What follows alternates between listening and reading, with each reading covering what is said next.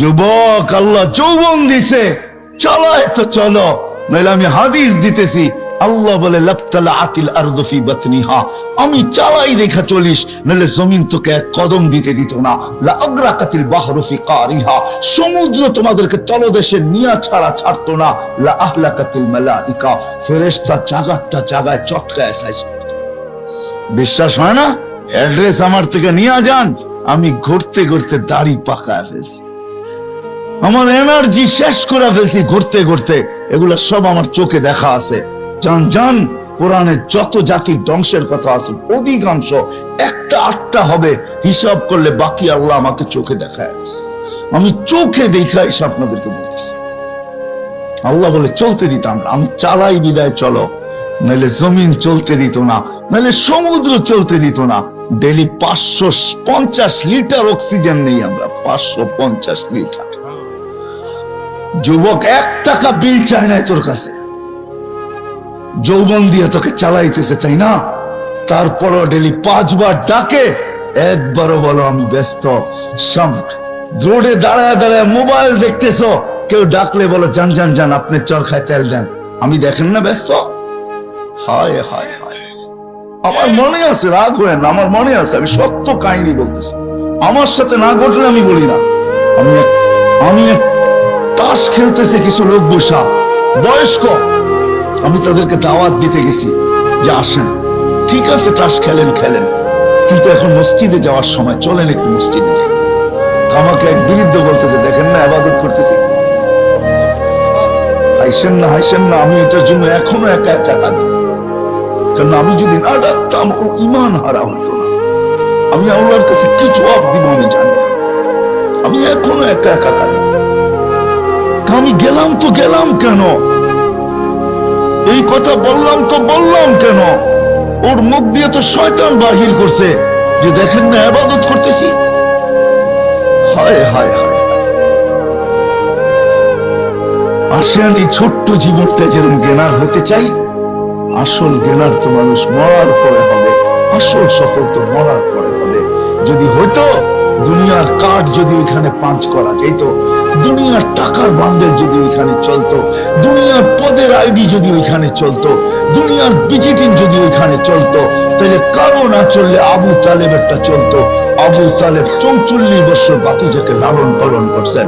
ওই আবু তালেব যা শিরা উপশিরায় মোহাম্মদুর রাসূলুল্লাহ রক্ত দৌড়াইতেছেন, এই রসুলের রক্ত যে পান করছে, তাও দূষিত রক্ত, পচা রক্ত, তাকে আল্লাহ রসুল জান্নাতের সুসংবাদ দিয়েছেন, বলছে তোর শরীর আর জাহান্নামে যাবে না। অথচ আবু তালেবের শিরায় উপশিরায় আল্লাহ রসুলের রক্ত দৌড়াইতেছেন। চাচা আর বাতিজা একই ফ্যামিলি, ব্লাডের সম্পর্ক, রক্তের সম্পর্ক, কিন্তু আবু তালেবের কিঞ্চিত কাছে আসে নাই। শুধু আল্লাহ রসুলের চোখের পানি ঝরছে আর বলছে, আম্মি, চাচা, মা তারাক্তালি সাবিলা, তুই আমার জন্য কোন রাস্তা রাইখা গেলি না, আমাদেরও কাজে আসেন। ভাবি যে ওইখানে গেনার হবো কি দিয়া, ওইখানে গেনার হওয়ার ঘোষণা আল্লাহ দিয়া দিয়েছেন, ওমান ইয়াবতাগি গায়রাল ইসলামি দীনান ফালা ইউকবালা মিন ওয়া হুয়া ফিল আখিরাতি মিনাল খাসিরিন। দিন ছাড়া ওইখানে সফলতা অর্জন করা যাবে না, না না না না। আপনার দুনিয়াতে যত বড় পরিচয় হোক আর পরিচিতি হোক, দুনিয়ার যত বড় বংশই হোক না কেন, যত বড় পদের মালিকই হই না কেন, একক সারা দুনিয়ায় একক ব্যক্তিত্বের মালিক হই না কেন, তাতে কিছু আসে যায় না। কবির কথাই সত্য, মিলে খাক মে আহলে শাক कैसे कैसे, समी खा गई नौजवा कैसे कैसे, अजल ने न छोड़ा किसरा न दारा, उसी से सिकंदर से फातिमी दिहारा, हर एक लेके क्या क्या हसरत सुधारा, पड़ा रह गया यही ठाट सारा। এটি সত্য, ঈশাখার রাজধানী আছে, ঈশাখা আপনিও থাকবেন না, আমিও থাকবো না, চলে যাবো ওই আখেরাতে, চলে যাবো ওই আখেরাতে। গেনার হইতে হবে ওইখানে, ওইখানে গেনার হওয়ার জন্য বংশের দরকার নাই, ওইখানে গেনার হওয়ার জন্য বংশের দরকার নাই, ওইখানে গেনার হওয়ার জন্য সোসাইটির দরকার নাই, ওইখানে গেনার হওয়ার জন্য দুনিয়ার কিচ্ছু জিনিসের দরকার নাই। যদি দরকার হইতো তাহলে বেলাল কোনোদিন গেনার হতো না।